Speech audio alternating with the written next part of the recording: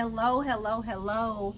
Dr. Paulette Denise here with my Speaker Speak moment. Excuse the sweat and all that good stuff. I just finished my, mile and a half walk. You know, when you get up there in age, you got to do what you got to do. But anyway, my Speaker's Talk moment for today is titled, Delayed is not denial. Delay is not denial. However, it will require persistence on your part to fulfill some of the promises that are delayed. Why are they delayed? Because life is lifing. The example that I'm going to use is getting your education, going to school. I went in the military in 1988. That was my form of college, because I hadn't thought about college until my junior year in high school, and it was just a little too late.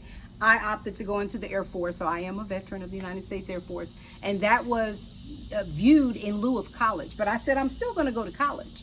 Then I got married and had a child, and I was like, okay, college was delayed. So I started in 1991. I started working on my associates.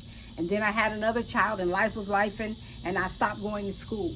Now, I did go to Bible college in 2002.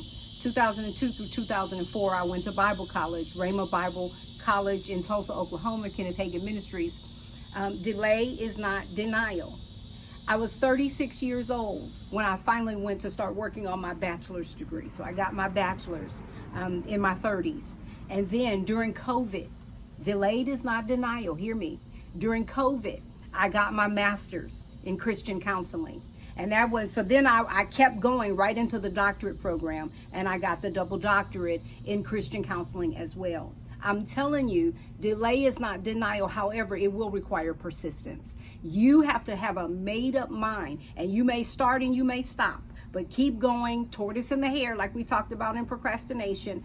Keep going and you will finish. Delay is not denial. Sometimes what it takes is discipline and persistence on our part. I had to be disciplined. I was raising, when I got my bachelor's, I had 2 teenagers at home as a single parent, and I worked full time. Look, I did University of Phoenix online, and I didn't even have a computer at home. I would go into work before work or stay after work when no one was there to use the computer until I got a computer at home. It takes persistence. It takes discipline. And listen, delay is not denial. And you can't stop blaming people. Okay, I wasn't told to think about college, and it wasn't in my... Listen, you are responsible for your response. You are responsible for you. Do something about it. If you've been saying, I need to go back to school, delay is not denial, but it's not going to just happen. You can say you want to go back to school all you want, but until you register, take the classes, do the work, graduate, it won't happen. It's not a denial. It requires persistence on your behalf. And so I just want you, I had to share a piece of my testimony. A friend of mine said, Dr. Paulette, when did that happen?